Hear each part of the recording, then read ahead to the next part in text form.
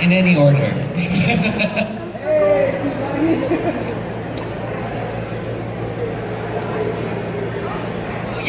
Okay.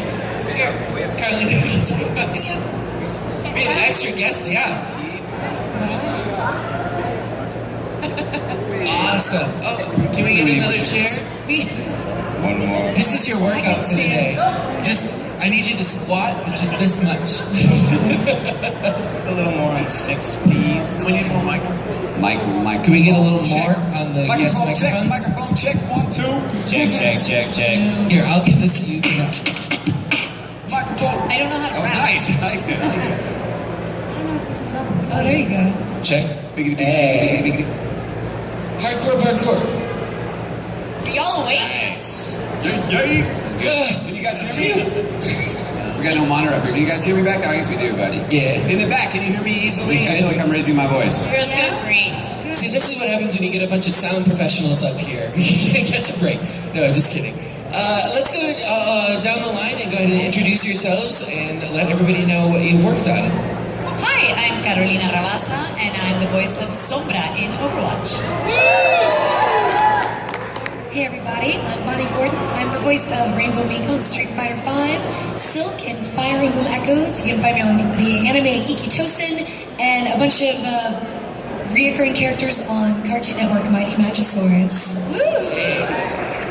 Hey guys, yes, I'm on. My name is Ray Chase. I voice Noctis in Final Fantasy 15. Max Mittelman hates me, and I voice Loy and Alphonse in Fire Emblem, and other things. Near Automata, I'm Eve.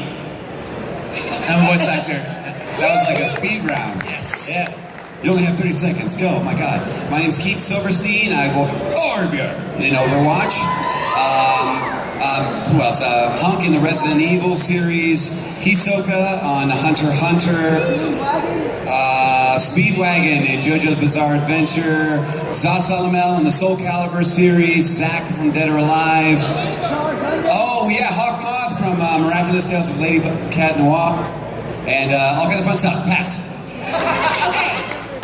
My name's Chloe Hollings, and I'm the voice of Widowmaker Ohapa in Overwatch. Hello, my name is Robbie Daymond, and I'm not important enough for a microphone or a chair. I'm just glad you got the message. You look really cool. Thank you. I'm not going to take off my sunglasses. That's my shield against not having a chair. I play Tuxedo Mask in Sailor Moon, and Crollo in Hunter x Hunter, Prompto in Final Fantasy 15.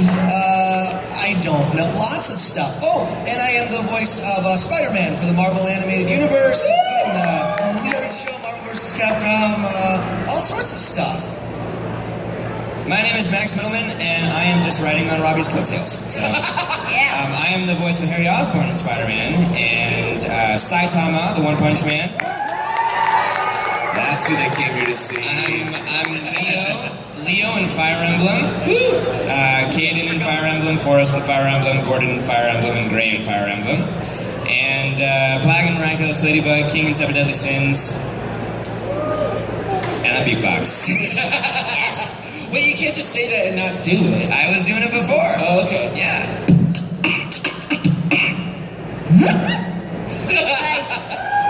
That's all you get.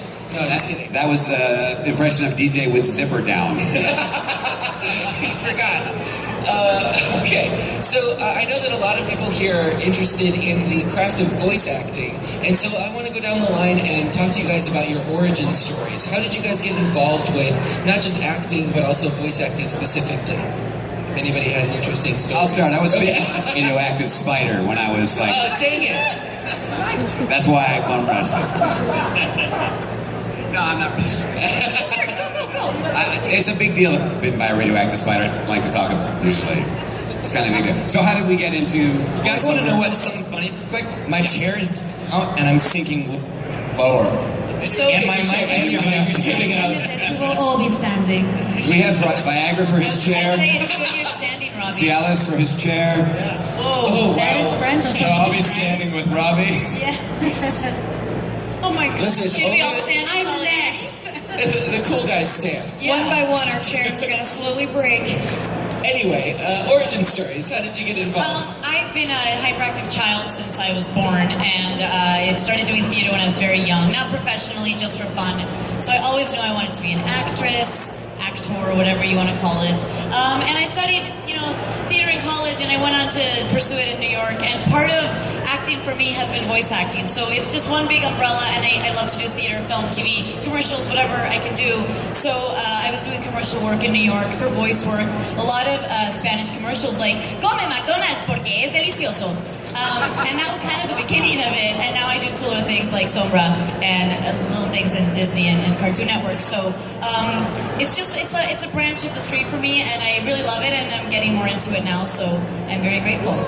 I weirdly want McDonald's now for some reason. I don't know what's going on. I also was a theater nerd. And actually, I did theater and shows right here in Vegas. I used to live here back in 07, 08, so it's good to be back. Hi, guys. As for voiceovers, I was really lucky. I was doing a 1920s radio show in LA live on stage with a bunch of voiceover actors like, I don't know, Matt Mercer, and Taliesin Jaffe, and Collie Bear, people you've probably never heard of.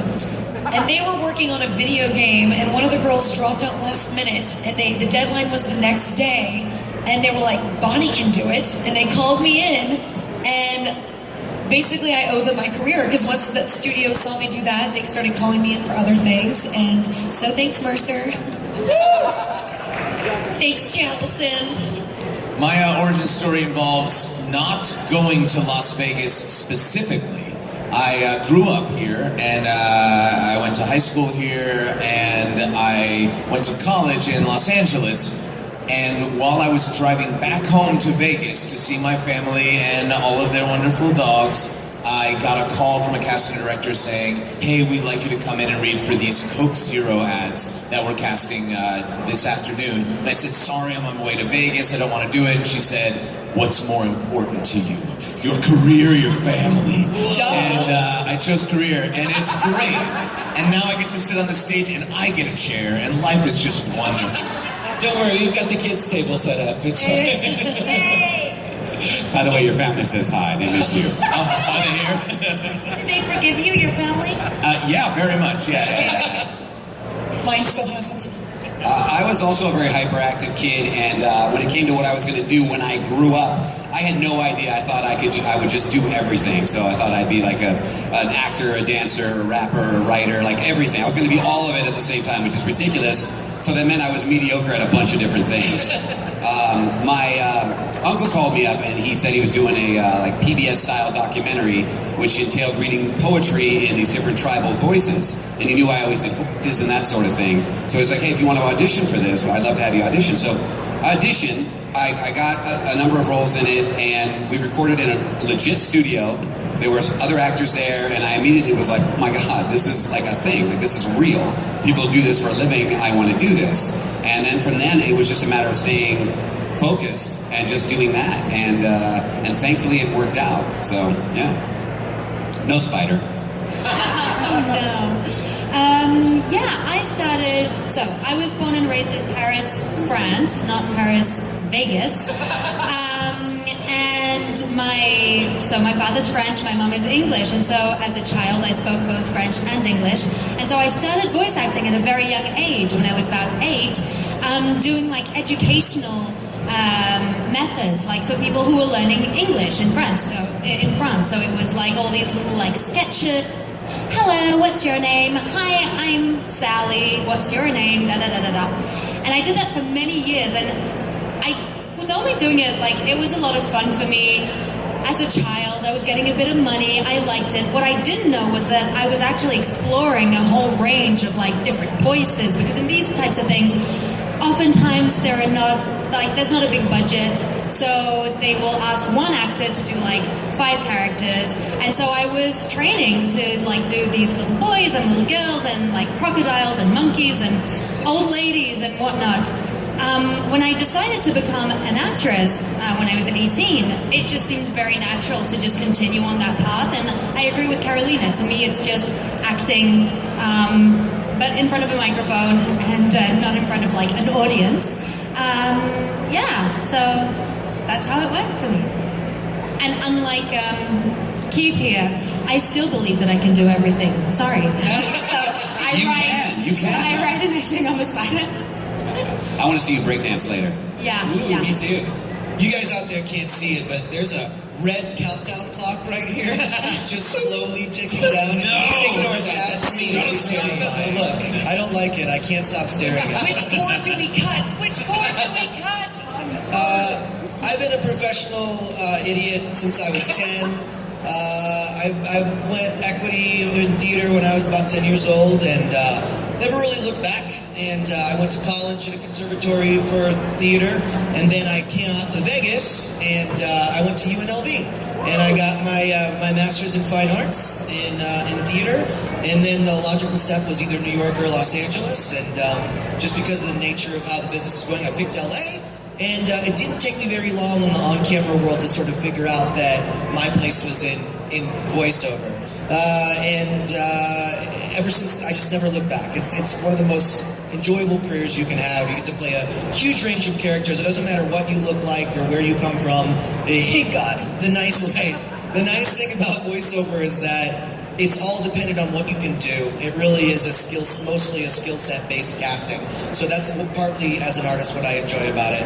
And I've been in LA for over 10 years, and yeah, that's it. I wish it were like a magical story where someone was like, "You have a nice voice, get in here." But it's never that. For me, it was just a straightforward marching path toward where I end up now. Yeah. I was a pre-med student in college, and I changed my major a lot. My freshman year, I was a microcellular biology major, and then I switched to neuroscience. And then my sophomore year, I switched to biology, and then my junior year, I switched to kinesiology, and then I switched back to biology, and then my senior year, I switched to theater. So yeah, I couldn't cut it as a doctor. My parents are very disappointed in me, and now I'm here. Go for your dreams, kids. Yeah. So after doing theater, I took a ton of acting classes inside of college and outside of college, and I really liked voiceover, and I got a voiceover agent, and that was that. I guarantee you, you're the smartest one on the stage. I can't even say the words that you majored in. Well, Gynecolology, Yeah. dubidology. that's close. I mean, if you were in those classes, you at least get a C. Yeah. Okay, so as I mentioned before, a lot of people here are probably looking for like tips and tricks about not only breaking into the industry, but once you have, you're getting these auditions coming in. Do you guys have any stories about auditioning for either the major roles that you've gotten, or any tips and tricks for auditioning in the future? We're gonna give you all the shortcuts to be a voice actor. It's not really a tips and tricks based business. It's more of a, like I said earlier, like a skill based business. But if you want a few pointers, it would be bring your skill set, like right out of the gate, make strong choices, make strong acting choices. And if you're just starting out, have an outside influence to sort of like guide you along for your performance. Like I would say coaching and not education necessarily in a traditional sense, but some form of coaching I think is really important in the beginning, so that you get you get an idea of what you're doing from the outside, a reliable sort of person who knows what they're doing for sure. And learn how to record and edit yourself from home. Whenever you want to audition for things, if you can make your audition sound professional and kind of create a home studio-like atmosphere, it's going to save you a lot of money, so you don't have to go rent a studio every time you want to audition for something. But yeah, learn how to learn editing. Use different programs, Audacity, GarageBand, whatever you can. Get a nice USB mic or a nice microphone from a Guitar Center. Yeah. And when you audition from home, record naked as much as possible. Oh, that's the best. I actually just had my very first session where I was completely naked. About time. How'd it go? I recommended it for this. It was awesome. At home or in a booth? And, well... Was there a sound engineer helping you out? And I was my sound engineer. Oh, okay. What Disney show was this? You know what? I actually want to move on now. I was going to say Pixar, it didn't happen, so prove it. 47, 46, 45. And then we've covered a lot of different types of voiceover, even just in your origin story, from commercial acting to video games to like interactive to cartoons. Can you guys talk a little bit about the difference between recording something like a video game or something that's coming over from Japan, like that's in a foreign language, as opposed to something like with Cartoon Network that's originating in English? Well, I mean, there's a huge difference in that. When you're taking something that's coming over from Japan and you're just basically adapting it and putting it into English, there's a lot of timing issues. Very specific timing issues. So you have your line and you need to act it in the proper way, but you also have to do it in just that much time. And so you have hours of just, oh, that was a little bit too long. Can you do that a little bit faster? Okay, can you stretch that out a little bit? It's got to be a little bit longer. And all the time you're trying your best to adhere to the performance that you want and you think is correct for the character you're playing. When you're doing original animation, it's not so much on that. There's a timing, but it's a different kind of timing.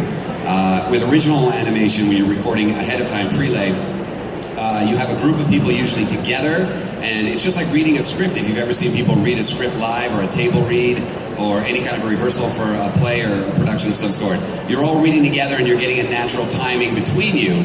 But unless you're just too slow or too quick, you don't have to worry about the timing too much. You just get a natural comedic flow happening. But you're not, you're not constrained, You're not condensed like milk. You're also not constrained by the same time thing, so it makes a big difference. Working on video games is really fun because in the booth they have a PS4 for you there and you play the game while you record. It's like amazing. Wait a minute. I remember that. We look at Excel spreadsheets or where all of our lines are, and we always have to figure out what exactly is going on. It's kind of like a puzzle every time you're on a game. Usually don't have artwork or story or the other person's lines to guide you. You just have to put as much imagination as you can into it and hope that the director's on the same page. That knows where you're going. And you had to solve Final Fantasy before you even recorded anything. Yes, we played through all the way in the original Japanese recording. He memorized the lines and then did it one take. Not true. But what is really cool sometimes with video games, when you're doing performance capture, they have something called previs, and you can actually see yourself in real time, basically in the video game, as your character. So when you are in the motion capture suit with all the dots on it, and you got 200 cameras around you, and you make a movement, you see the character make a movement in the atmosphere. So that's really cool. You can actually, I've done this, you can actually like do an arm wave, and it tracks it. It's really fun. But they don't have a middle finger one, so you do like this, and you can't see it up on the screen because I've tried. But you do other stuff, and it doesn't. They also have sometimes they'll have the setting pre-rendered in too.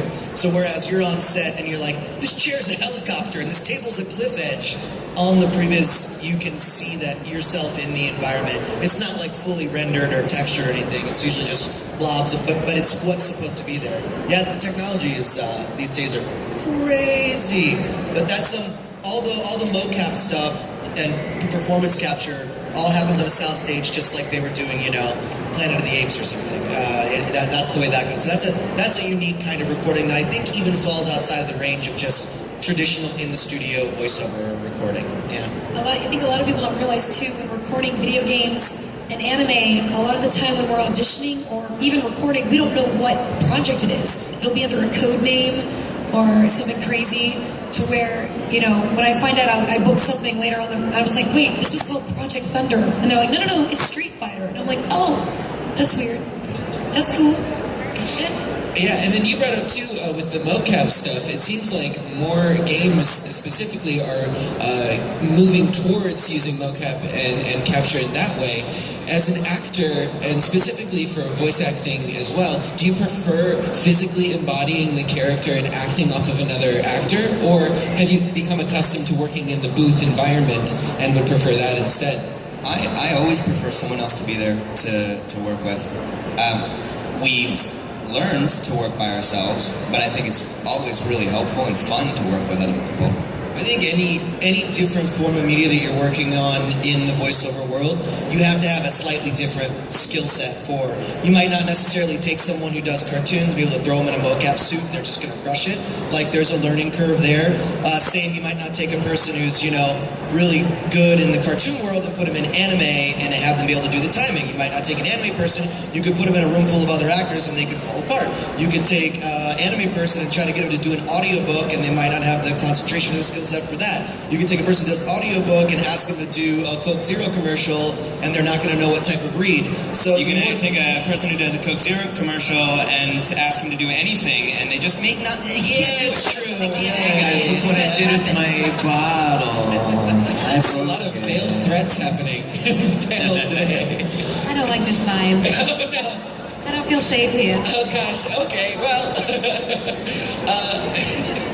But yeah, so, and then now, traveling around and being kind of a face for voice acting, how has that kind of changed the voice acting sphere? Because not only are you in the booth and performing, but you also represent these different brands and these different characters to all these different people. Can you guys talk about that experience a little bit? I think that for the Overwatchers, it's been really special. I don't want to speak for all of us, but we've had a really positive experience meeting everybody all over the world because Overwatch is such a positive game. And I love my character, and I feel strongly about her, so I feel like I feel proud that I can travel the world with her. So for the most part, it's been a really, really cool thing. And I used to think that gaming was just entertainment and kind of like, oh, you're stuck in front of your computer for hours. And I've learned that, well, yes, but I've learned that it helps a lot of people through really tough times, and the stories we hear all over are really cool because, people are coming out of their shell and meeting people in other parts of the world, or they just went through leukemia and, they couldn't do anything else but play, and so suddenly, like Torbjorn took them through this tough time, and so they feel so grateful to Keith, and I think those were really, really cool things.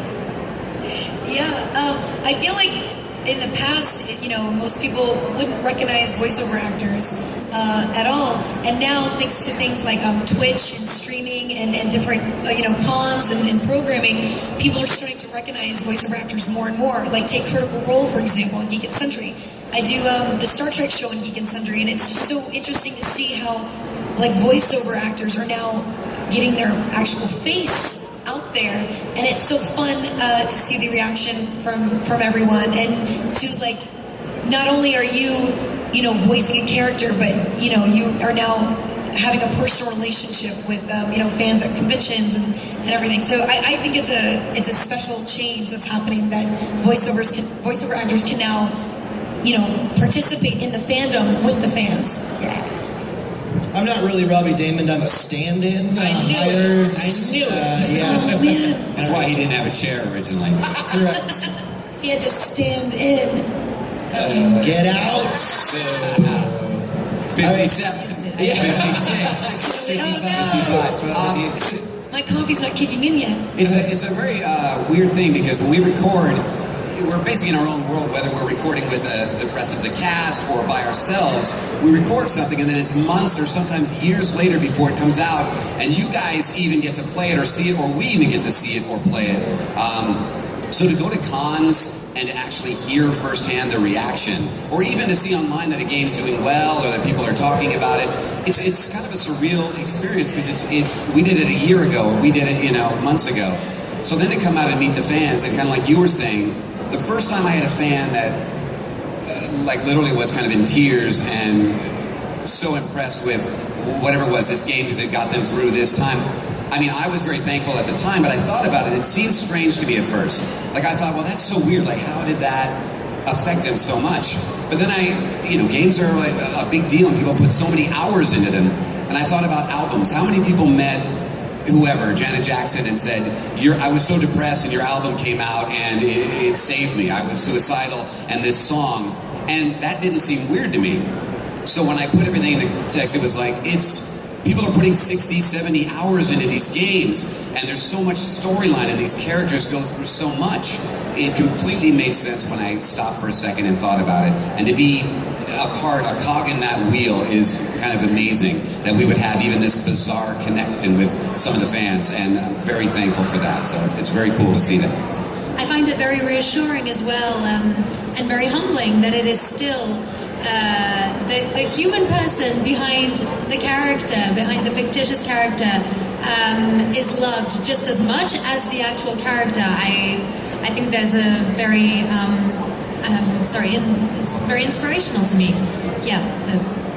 Hey, thank you guys so much. So we're going to take some audience questions if you guys want to start lining up at the mic stand. I know there's no mic there now, but there will be. But while that's happening, do you guys have any fun booth stories of anything that happened while you're recording some of your characters or series? It's always the hardest question to answer because we don't have very many fun stories. It's just like going to the office. All the stories are contextual. So Yeah, right. It all, and you have to be there for it to. And I never have an answer to this. I literally have never answered this question. Yeah, I know some people do have like really like a straight good, like a gag they did on somebody else or whatever. I like to do a lot of outtakes, meaning like just goofy lines that I think are going to be funny, especially when you're doing anime because you see it immediately. So, I mean, you get the immediate reaction of seeing that character say something they would never say or that's funny in the situation they're in. And I did a ton of them. We had any Sailor Moon fans? Okay, so I play Professor Tomoe in Sailor Moon S, and I was constantly coming up with stuff in that series.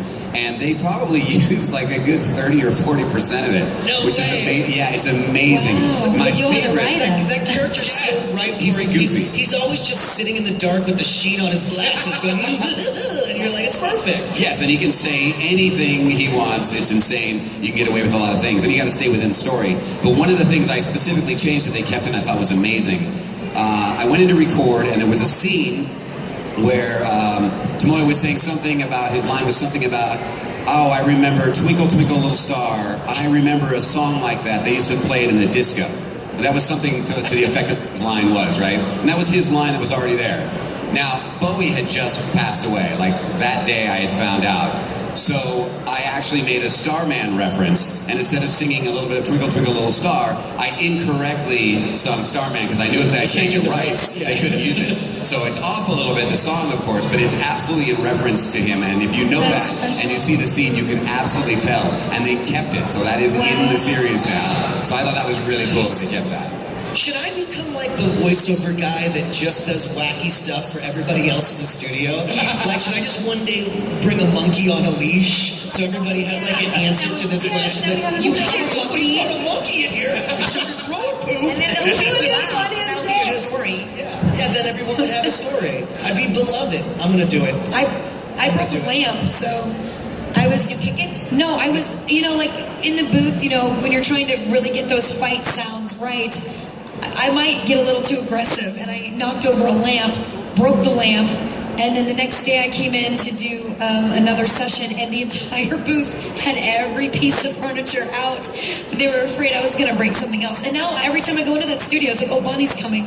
And like, the chair is now like, outside in the hall. I was like, I'm not going to throw a chair. Like, I can't break this.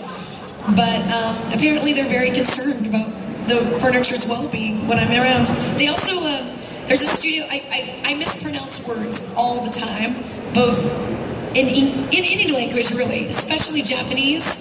And so there's a studio that every time I go in, they write every name phonetically for me. Because they know, or either that or they'll have to like spend 30 more minutes making sure I pronounce everything right. I'm horrible. You sound like a liability to be sitting next to. Yeah. I'm very clumsy. And I can confirm. yes, he's my roommate.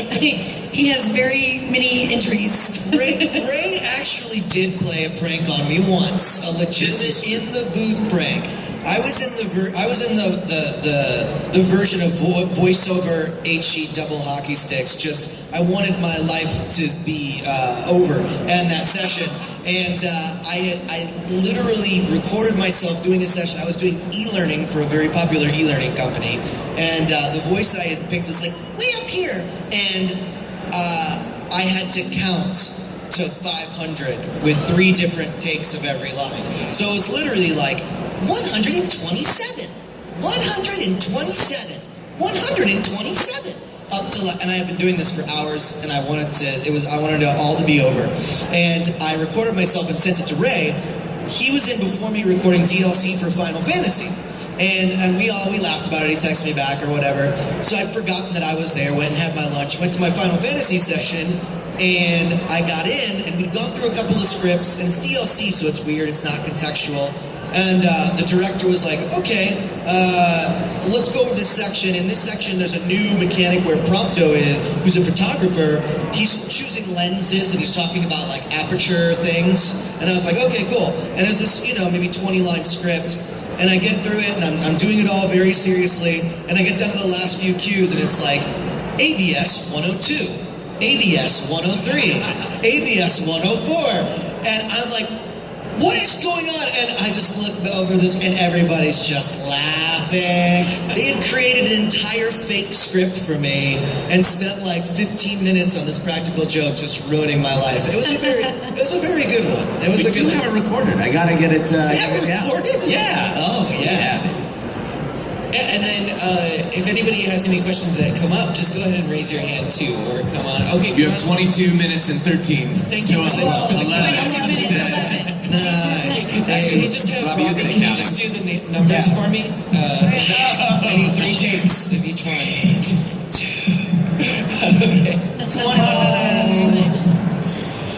So just out of curiosity, when you guys audition, especially for something like a video game where you don't necessarily know all the characters, are you auditioning for a specific character, or do they give you like a list and then you adjust your voice for like each of these different characters? I mean, do you have some of that like, before you audition?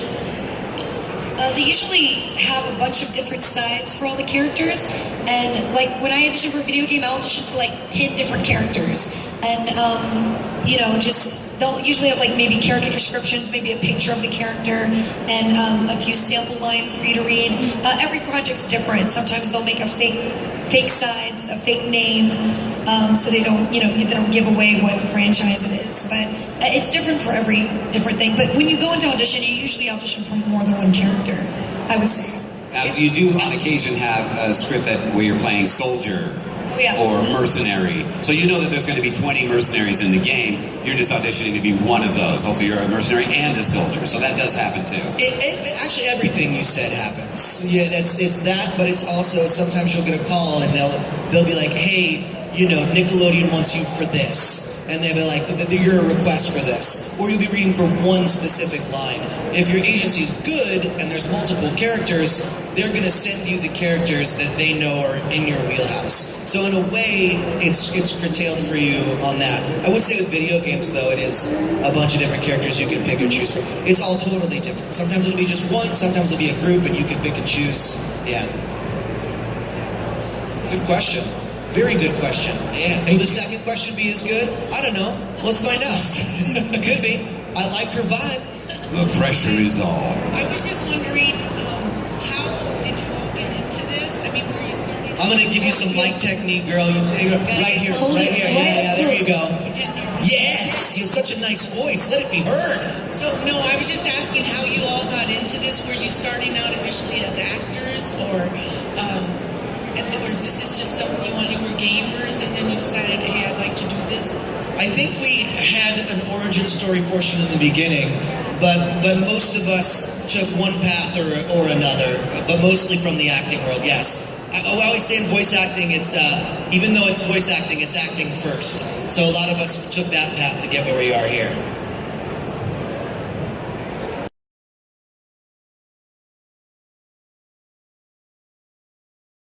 Into the mic, please. Thanks. Sorry. Question. How do you guys get to all your characters, for example? Like, how'd you get that role? How did it work out and all? Some of that. We record naked and get into the character that way. We just say, "Here I am, world." Right. In my defense, I woke up too late for the session, and they had to get started, and I didn't have time to get dressed. I had Clothes on. Hey. only had time to take a shower. Yeah, I think it's freeing. I think it's good. You're just there. Yeah, You're I a blank was canvas. Clean. I'd soaked and everything. So Oh, good. Okay. Well, there are photos that exist, and they'll be posted soon. So watch Twitter. Wait. Yeah, there were photos. We'll see how clean you were. But I cover my webcam. That's not what your FBI agent said. The traditional method is you'll get auditions from your agents or whatever source. You may be asked directly from a studio that you have a relationship to read for something. The studio may ask your agents to forward that on to you. Sometimes it's an open audition. Sometimes it's something that you're requested for. Most of the time we do it from home. but occasionally we will go into the studio for a first read for larger projects, or possibly callbacks, or what's called chemistry reads, where you read with the other cast members, and then they make their choices from there. Correct. There's a large, every studio has their own casting department, and they create their projects. And they audition hundreds of people, so we're competing against people in other cities or all over LA, in other countries. Thousands of people. Thousands. Thousands of people, depending on the role. Yeah, for sure. Would you say we book 1% of auditions? Yeah, it depends. I would say, like, for instance, I usually do anywhere between, like, 300 and 500 auditions a year from my agency. And if I'm booking 5% of that, I'm crushing it. I'm having a great year. I heard you say that as 3 or 500. No, I'm sorry. It was a Feast or famine. It's an extra large comma. I apologize. Yeah, 5% of 3 is great. Yes. We're all happy to book that many. The cool thing about the auditions is if they give you a picture and the script isn't too long, you can send 2 takes, so you can decide if maybe the little girl's gonna talk like this, or if she's got a stuffy nose, and so you send 2 different takes, and so you're giving them options. And I think that that's a lot of what we play with is like, I'm gonna send something different than Chloe's gonna send in, but we're sending, maybe our 2 best takes, and they can choose from that if they like. And then kind of expanding a bit on that, when you guys get the auditions and you get besides the character image, what is your process for discovering the specific voice for that character and what you feel comfortable sending in as an audition? Well, you start with the description. They usually have a character description there. So you want to at least read that, what they think that they want. And give your, well, it's true, you want to get the best take, but some... this is better. Okay.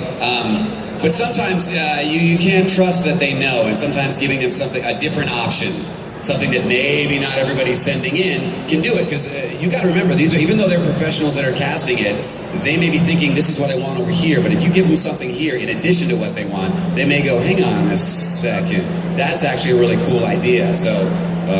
Yeah. And if hundreds upon thousands of people are auditioning for it and just reading the description and sending in something that just matches the description, they're hearing the same type of audition over and over and over. So doing something completely different that'll stand out on a second take might just be what you need to do for them to go, oh, okay. It can even change the shape of the character and the project itself. Like I did this game called Agents of Mayhem, and the bad guy they wanted was a Justin Bieber prototype. So for one line, I sang like a R&B kind of riff within the line, and then they brought me in and were like, "Hey, can you maybe sing a song? We want to do a test." And I was like, "Yeah." And we ended up singing 5 songs in the game, and his final boss fight turned into a song. Where you fought him while he was singing, and then like you had to blow up his auto-tune machines. But so auditions can shape the nature of the project depending on the performance. So a lot of the times they know what they want, but sometimes you can give them something that they didn't know they wanted, and there it is. It's up to you whether you choose to give them your safe take first or your big sort of outside the box take first. It's up to you, depending on how strongly you feel about the character. And then one of the strongest tools, not just for the agency, but for you guys as well, is your voiceover reel. Can you go into a little bit about what you selected for your reel and how the results have been since either changing it or updating it or using it? Mine is so old. Don't use mine as an example.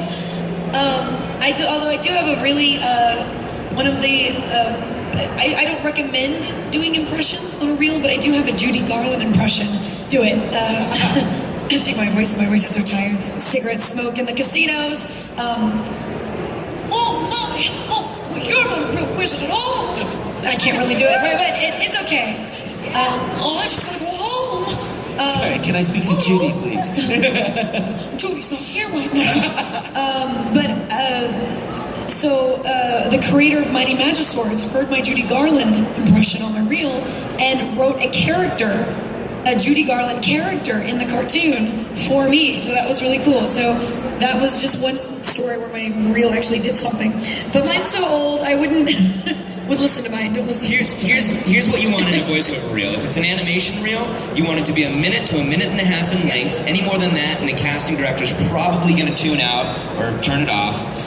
You want varying voices, and you want like alternating voices. So if you can start with your natural voice, then do something up here, then do something down here, then do a cartoony thing. And then you do that basically for a minute and a half. Each spot is going to be like 8 to 10 seconds long. You make up your own copy. You can go to a demo producer and they'll be like, either we have copy for you or you write your own spots. And you can write your own spots by literally just going to the library, picking up a comic book that, you know, no one reads every single comic. You can take lines straight out of there, change them up, mess around with it, watch a cartoon, pull some lines from there, and that's what your animation demo should be. Yes. And then when basically demos are really sort of for the beginning of your professional career when you want to take it to the next level. Mostly used for shopping for agents. It's a lot like a headshot, but less like a headshot in the sense that once you start to work professionally and you have a reputation in the voiceover industry, since we're auditioning for everything so specifically instead of getting generally called in, that it becomes less important. I think my animation demo is from like 2010. But I recently redid my commercial demo because what we'll eventually want are real spots. So now my minute-long commercial demo is full of like, 13, 14 real commercials that I've done. In the beginning, it's all going to be stuff that you pull from comic books or do whatever. Eventually, all of your demos will just become stuff that you've actually done. In the beginning, it will be stuff that you either have a coach create for you, you create yourself, but they're all made to sound like they're real, even though they're not.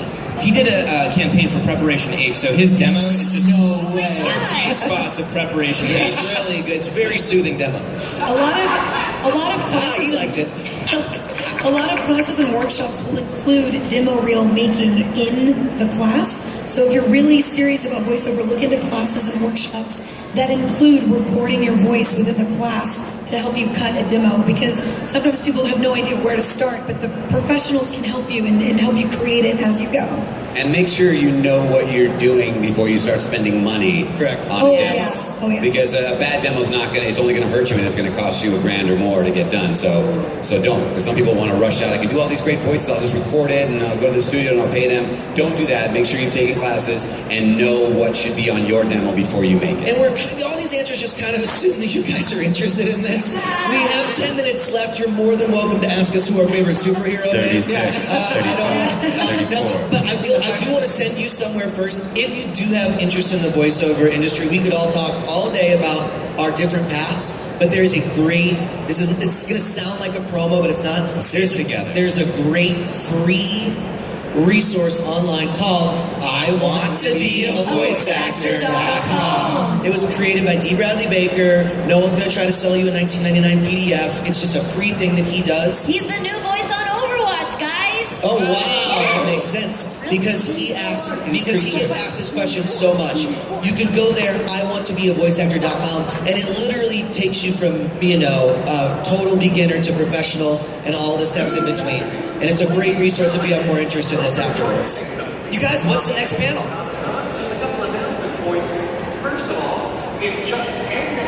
See, that's a man who should be doing voiceover.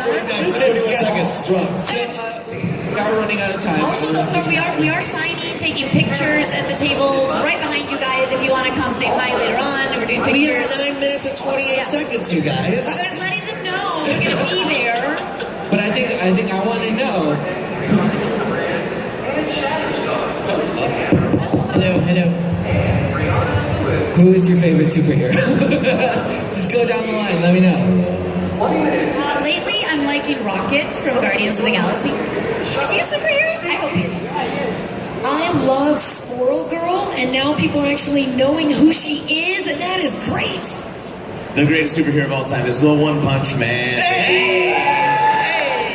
He paid you. I'm a Marvel guy. It's always been Hulk and Daredevil for me. Yeah, it's always been Wonder Woman for me. Spider-Man. Spider-Man's my favorite. Greatest superhero in the world is Puri Puri Prisoner. Then do you have... What's yours? Aquaman. Yeah. Aquaman's my favorite. And then do you have any dream projects or things that you wish you had worked on that you hope to work on in the future, either voiceover or on-screen acting or in-person acting? I would love to Wait a record second. a Disney non-princess, you know, like just a badass chick who's doing stuff and doesn't have to sing pretty songs, because I don't do that, but... Oh man, I would love to be on a show like Animaniacs, because not only do you get to sing, you get to, you know, be a bunch of wacky characters. They do so many impressions and also, you know, touches, you know, makes fun of pulp culture in some ways and current events, and I love that. So they're bringing it back. I'm gonna call Jess Hornell and be like, so you gotta get me on. I'm in Final Fantasy, so I'm good. I'm done. Nice. You know, I'm a pop culture fan, so I mean, any of the, I would love to be in a Disney feature. I would love to. I mean, a significant role. I would love to. I could do a Pixar film. I'm a big fan of the Star Wars universe. So I mean, any of those. But that's the cool thing about voiceovers. You never know, and I'm very thankful with any of the things that I have done. And there's always things you can never foresee, like Overwatch. Nobody, you know, 15 years ago was like, I want to be in Overwatch, because it didn't exist. So there's also that things just happen and then they become awesome things. So. Yeah, that being said, I did grow up with me and Pixar, and as I was saying earlier, I'm also a singer, so I would love to have a wonderful Disney princess or badass woman in any new Disney to come. I actually have my own like hashtag for this. I know it's the nerdiest thing I've ever seen. It's pop culture goals, and I have like a list of things that I want to do, and like ones that I've checked off are like, you know, originate a canon Star Wars character, like stuff like that. One that I don't have on there right now is do a adult cartoon, either like a primetime Fox show or like Adult Swim. I've done like Toonami and stuff like that, and a lot of like kids comedy animation. But I really want to do comedy for grown-ups in cartoon form. That's one that's like I'm fighting real hard for right now. I got real scared when you just said do an adult cartoon. I know how it sounded. There's no other way to say it. There's so many things I want to be a part of. I did just get to be a part of Incredibles 2, which was cool. Yeah, I was in the Loop group, so that was fun. Nice. Yeah, it's super fun. And so I can officially say I'm part of a Pixar film. So, sorry. You have crashed me. So we're running out of time. Can we run down real quick and just where can people find you online or any of your projects that are coming up? And as Carlina mentioned, they are doing signing. Let's point out. We're running out of time. Do you know why we're running out of time? Because the clock is a lie. The clock is a lie. The clock jumped from 9 minutes to 4 minutes. It's not even a real clock. It's a liar. But let's just go down the line. Let's just go down the line. I'm on Twitter and Instagram and Facebook. You can find me at Max Mittelman. It's just my name, Mittelman. Same. Robbie Daymond. Same, Chloe Hollings. At Silver Talkie, Talkie on Twitter, and Keith Silverstein, voice artist everywhere else. Same. But those guys, it's just my name. No silver. Same at Bonnie Bell G, and you can find both of us at Library Bards. Sweet. Carolina Ravassa on Twitter, Ravassa on Instagram. Just Google Carolina Ravassa and it's all compiled on my website. Awesome. And lastly, with this last 35 seconds, me, Robbie, and Ray Chase, we have an improv sketch comedy group called Lava. It stands for Loud, Annoying, and Very Annoying. We have a show tonight at 8:15 p.m. In panel room. It's upstairs. And there's a separate ticket that you need to get for that event. No. We decided not to do that. It's a free show. Anyone who wants to come. However, it is 18 and up. There are prizes and audience participation, and it's super fun. And also, come see us around the corner. No, 7, 6. Wait. There's one more thing before we count down. Make sure that you see the person in the back. They're handing out Street Fighter comics for free, so make sure you grab those. And I know that Bonnie will sign them for free. If you bring a Street Fighter comic to me, I will sign it for free! Yay! So make sure to get that. Thank you to all these amazing voice actors. Thank you to the Stressful Clock, and thank you to all of you.